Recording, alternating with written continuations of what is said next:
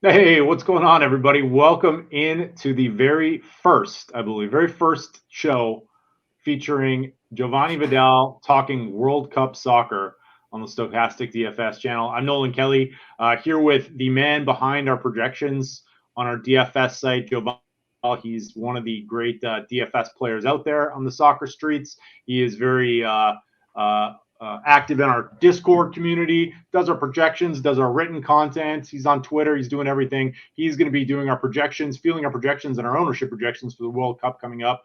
And we thought we'd just get together before the tournament starts to talk a little strategy with you. A lot of people might be very new to World Cup soccer or just playing soccer for the first time on DFS because let's face it, we're not all getting up at super early in the morning to play EPL. So, but if you want to get up super early in the morning and play U.S. World Cup soccer, maybe that's a little more feasible. So, we're going to give you just kind of a rundown of everything you need to know about daily fantasy soccer, strategies, and differences in scoring, and all the important stuff. So, Jovanni, what's going on, man?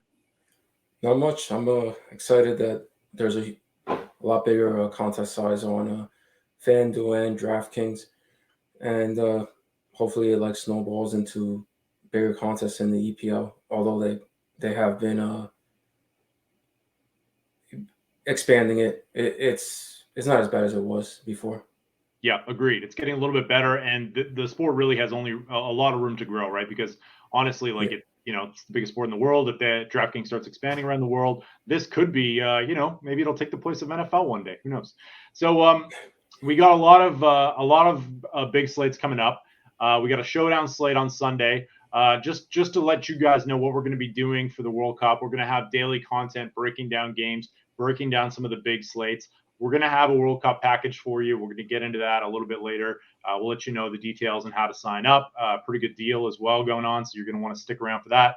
But first, why don't we get into just some general principles about FanDuel and DraftKings soccer, and just talk some strategy. So I'm curious. I'm a bit of a novice as well. I'm probably going to screw some things up during the World Cup. Probably going to screw up a few names. That's what we got Jovanni here for, and that's why I'm also here to learn as well. So general scoring was one of my first questions here. DraftKings and FanDuel have very different setups for their scoring. Can you kind of go through it a little bit and talk about how you approach those slates and how you do things differently when you're building lineups on each of them differently? Yeah, the metrics are pretty different in the sense that DraftKings favors the set piece a lot more, the set piece takers, to the tune of it accounts for crossing volume and shot volume regardless to whether it's on target or not. And uh, FanDuel, on the other hand, does it requires the shot volume to actually be on target. So that does make a difference on which forwards you are taking when you're thinking about goal hunting. Mm-hmm. And the crossing volume is non-existent on FanDuel unless a teammate connects on it and puts it on target. To which case, then it's a created chance. And yeah, so That's a big one. So you really yeah, want to that's a big prioritize. difference. You want to prioritize crosses and maybe like midfielders that have a little bit more of a high wingers and like possession or like on ball midfielders have a little bit of a higher ceiling, whereas center forwards would have or a little bit of a higher floor on DraftKings, whereas center forwards would have a higher ceiling on FanDuel with like the 15 points per goal. Correct? Correct. Yeah. Uh, yeah. As long as there's the shot volume and the on target rate, then they're priced accordingly. But it's those are the targets you want on FanDuel. Awesome. One of the things we've added for the World Cup in your projections, in addition to your projections and your ownership, is a list of set piece takers, which is really important. So free kicks, penalty kicks, and corners. That's behind the paywall over at Stokastic. But maybe you can talk a little bit about the importance of set pieces in DraftKings and on FanDuel for scoring and how you want to target those players. Yeah, on DraftKings, you're going to pay up for the set piece takers. Generally, I would try to fit in as many as you can. even on like a say a 3-game slate, which most of the World Cup slates are going to be, I would target even the set piece taker of say a underdog team, because he does have the ability on DraftKings at least to cross it, regardless of whether it gets connected by a teammate or not. But it's still coming. He'll come in at a lower price, but he has that floor, which on an underdog team usually possessions against them, and it's very hard for the other players around to accumulate scoring. I mean, you can get a counterpunch goal, but it's far and few between. Right. And yeah, on on FanDuel, it's a little different because you want more the direct free kick takers and the PK. The PK you'd want on both because that's the greatest chance of scoring a goal. But direct free kicks is different than corners, obviously, because the corners, it's very hard to put it on target. You're relying on a teammate to finish the delivery for you to score. On DraftKings, you'll get the points regardless, and it can accumulate. So 0.7 for crossing and an extra point if it's connected for a shot assist. On FanDuel, you need that connection. So it's not as favorable as opposed to a direct free kick taker that's going to be in shooting range. So yes, you run the risk of the shot being blocked or being off target, but if it is on target, and usually the direct free kickers are there for that reason because they can put it on target, you're talking about 5 points. So 2 of those, and you have a solid floor to build on for somebody you're paying between $10 and $15 for. So what you're telling me here is a lot of Kevin De Bruyne on DraftKings, exactly, right? Yeah, on every site, he's always in play. Cool. That makes a lot of sense. Let's talk about stacking as well, because I've seen some stacking really pay off at the top of the leaderboard on DraftKings and on FanDuel, but sometimes it doesn't, and it just kind of depends. You have to kind of get lucky a little bit. You have to have your team score a lot of goals. How much to stack and when to stack? Are we talking high goal total games? Are you stacking multiple forwards from every team? Is it just conditional upon blowouts? Is it every slate different? What's your general advice for people stacking in GPPs? For GPPs, I think I usually limit it to 2 players from the midfield and the forwards. Unless a defender is a set piece taker, then I would include them. But I limit it to 2 on 4+ games.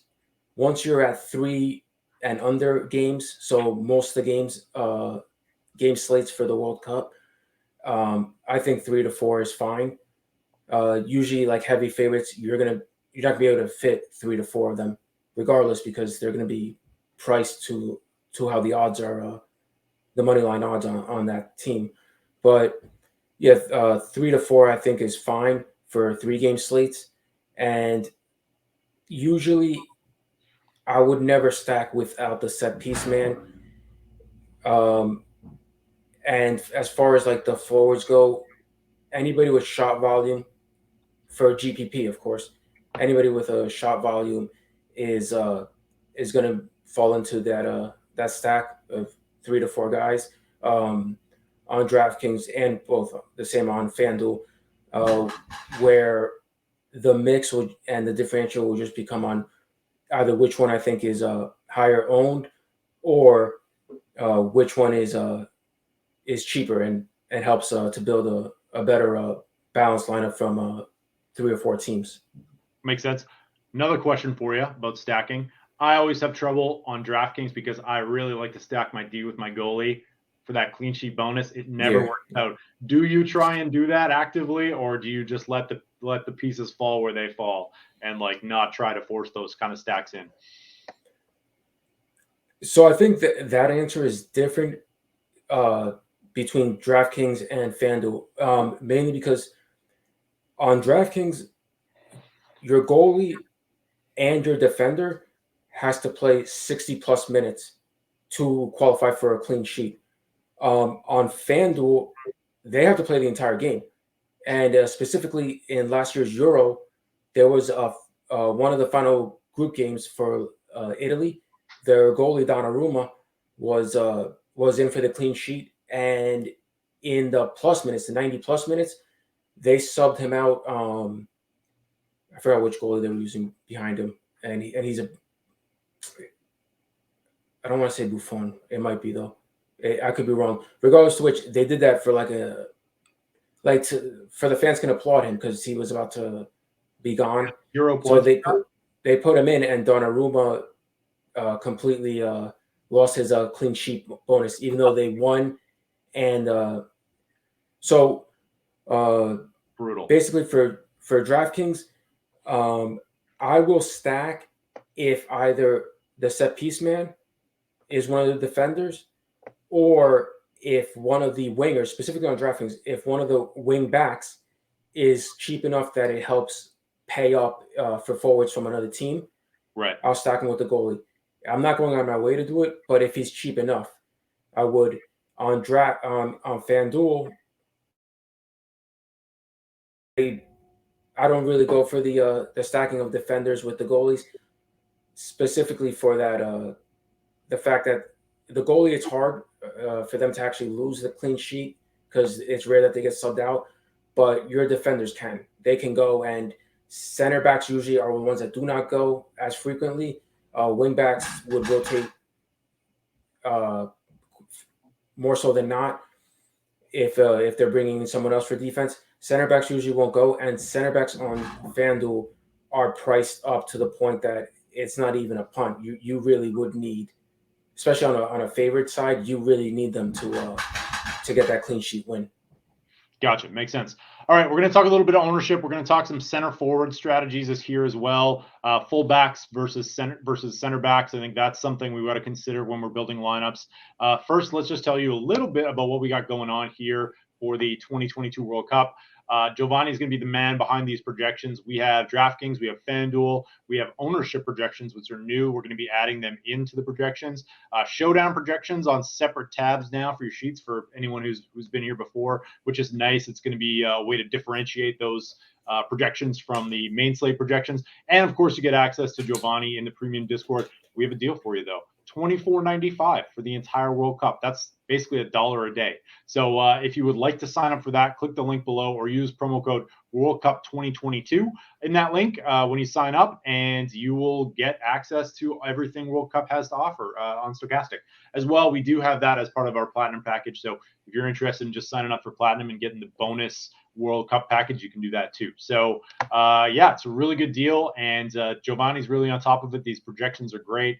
Updated with starting lineups as they come out. So highly recommend signing up and joining us in Discord and hanging out for the World Cup. This is going to be a lot of fun.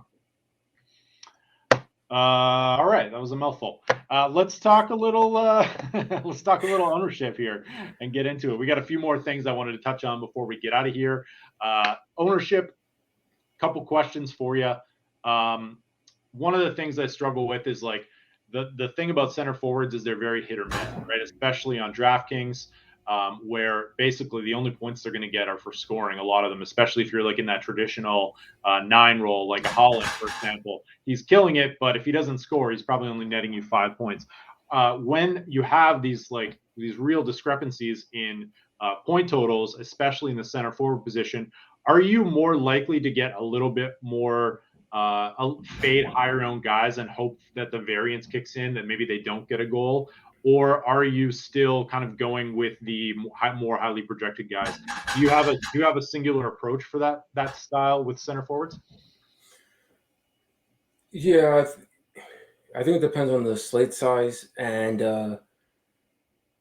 I would, on a 3-game, like I said, like with what the World Cup looks like it's going to be going forward, I think I would end up finding value in a midfielder or a wing, like on DraftKings, and pay up for the striker or like the 9, like for DraftKings specifically. And on FanDuel, it's just it's got to be the same because wingers and forwards that have shot volume, they're usually priced up to around the same range on FanDuel. So as long as they have the shot volume, I'll take a chance in it.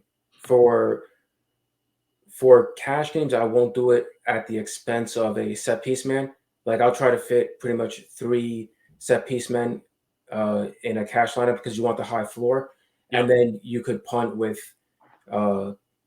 say a lower an underdog's wing backs or center backs, simply because they'll get volume at least in defensive metrics like interceptions and 1 tackles. But yeah, the answer has to stay that it's going to be you're going to take 1 striker. Like if you have 2 high favorite teams with 2 premier strikers on each side, I'm going to try to guesstimate and run an ownership as to which one is going to be higher owned. Usually it would be the one with the higher money line odds and the higher odds for an anytime goal. They're usually priced up, so I would come underweight on that one and go overweight on the other striker. Makes sense. Fullback versus center back. How do you approach those 2 positions in GPPs? On DraftKings, the fullbacks are the way to go. One, they have they're pushing. In theory, they're pushing up, and they have the crossing volume from an offensive standpoint. If the team's in like a heavy underdog or going up against a heavy possession side as their opponent, at least the wings from the other team are coming up. They're going to have then these fullbacks are going to have increased chances for like 1 tackles and interceptions. So they're usually priced lower when they're the underdogs on the money line odds, and they can still get enough defensive metrics to, at the very least, pay off the price. Go ahead. On FanDuel, the center backs they're priced significantly higher, but they can really stack up like a lot more points because FanDuel does reward defenders defenders and midfielders. So specifically like center backs will benefit more from it. Block shots get you points. Clearances get you points. So when there's aerial deliveries, if they clear it out of bounds instead of allowing the other team's striker to connect on it, then they're going to score for that. So in that sense, on FanDuel, like heavy underdog center backs usually price still like around like $10, $11 for a defensive position, but the amount of workload they're going to get for clear opportunities, block shots, and tackles is significant. Like they could still clear that asking price. Makes sense. So what we'll see like with fullbacks, I guess like João Cancelo is one good example. I think we'll see who's like very popular, ranks really highly in the your projections constantly. That's the kind of player you want to target on DraftKings, right? Where you're going to be getting crosses, Kieran Trippier, those kind of things. Trent Alexander-Arnold always project really well for you. Always make for like a nice staple of your lineups and give you a nice base because they have like a really high floor and an upside. And then on FanDuel, you're going to want to target your like Virgil van Dijk guys who might actually block some shots and maybe come up for the occasional set piece or corner and try to head one in, right? Yeah. From EPL, I remember even Josim Anderson from Crystal Palace always grades that well for FanDuel because he attacks every header. All you need is 1 shot on goal, and with the defensive metrics he has, he's gonna nearly double the asking price. And I will say this on Showdown slates, I think center backs on DraftKings are a little bit more viable, especially if you can get that goal, because they never get any ownership. And if you do have someone they tend to be a little bit taller, who is going to be coming up for those set pieces, there is like a chance that they could score. Whereas and if they do, then they do often end up in that winning lineup, but it doesn't happen very often. Cool. We touched on that. Goalie decorrelation, we covered that. Substitution strategy. Do you, with we've seen it happen before where players are substituted on and they do end up in the winning lineup. We've seen like Gareth Bale comes to mind from the Champions League final 4 years ago, when he subbed on and scored 2 goals and he was in the winning lineup at low ownership. Do you ever use players that aren't going to be starting and maybe coming on, or are you just crossing them off? In the EPL, I don't. I generally do more of like the higher dollar single entry stuff. So it's not you don't need to. Right. And most of the GPPs they weren't running like 150 maxes, but 150 max is the case for like the World Cup. So, and most of these nations, they have like a full onslaught of superstars on the bench, and they're gonna utilize the 5 subs that they're given. So you won't need to like run 2-3 subs in one single lineup. I think it's just like you can throw in a couple, like say pick 2 players from each team that you've seen in rotation throughout like friendly games or qualification games that come on. Like for example, the Netherlands is a team that substitutes frequently, especially their forwards. So maybe you run like a lineup with a Cody Garpo up front, and then you bring in like if you have 20 shares of him, you turn 5 shares of that into Memphis Depay. So if I'm running 20 lineups, I'm not going to do it. But 150, it's 5 lineups is worth a shot to do it. Gotcha. Makes total sense to me. Cool. I think we've touched on a lot of the important stuff here for setting lineups. What did I miss? Anything you want to go over? You want to tell people that they need to focus on for their World Cup lineups? No, I mean, it's the obviously pay attention to the oh yeah, there is for DraftKings, the utility spot. These slates are all staggered start times, like one game after another. Always keep the utility spot for the last game, unless you're full game stacking. But you're gonna need to have that available because these, like I said, these teams have a slew of superstars, and it's gonna be some rotation from game to game if the manager feels like tournament's not going the way that they had expected. And that's a great point. Like starting lineups, we didn't touch on that, but they come out usually like an hour. I'm assuming the World Cup is a lot like other leagues. They come out like an hour in advance. You're probably going to want to be around your lineups before every single one of those because there are always late changes. And unless there's like an injury, your stars are going to be playing. But you never know. Coach could or manager could come up with a new formation, kind of like NBA. You just want to make sure you're on top of things. And then if you're coming from behind towards the end and you've got your util spots, you might want to pivot onto someone is going to be lower owned as well. So just to give yourself an edge to cash or even move up the leaderboard. So I think that's just a universally accepted principle in DFS and definitely something you should be paying attention to for sure. So most important question though of the entire video, Jovanni, are you ready?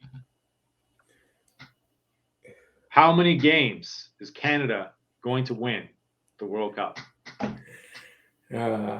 I wish there was a prop for this.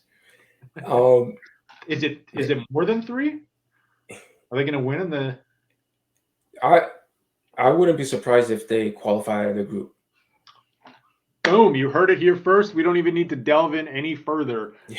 Canada is going to beat Belgium, Croatia, Morocco, qualify first in their group, and head to the knockout stage of the World Cup. You heard it from the guy who knows a ton about soccer in the World Cup. We can hope. Anyways, honestly, and all I really want, I want 1 goal. That would be nice because we didn't score in the '86 World Cup, and I want at least a draw against Morocco. We'll take a draw against Morocco. So But it's exciting to be back, and we're going to have a great month of content here. We'll be running down all these slates, going through them. We'll go through Jovanni's projections each day when we go through these. We'll screen share. We'll make sure you guys are all coached out. Helps us out a lot, though, if you do sign up for this package. $24.95 for the entire month. Click the link below in the description. We will be back shortly as well with a video on Morocco versus Qatar versus Ecuador, kicking off the World Cup on Sunday morning. I should know that. All right. That's any final thoughts, Jovanni, before we get out of here? No, I just appreciate that everybody watching, and good luck with your World Cup lineups. We'll see y'all soon. Thanks for watching.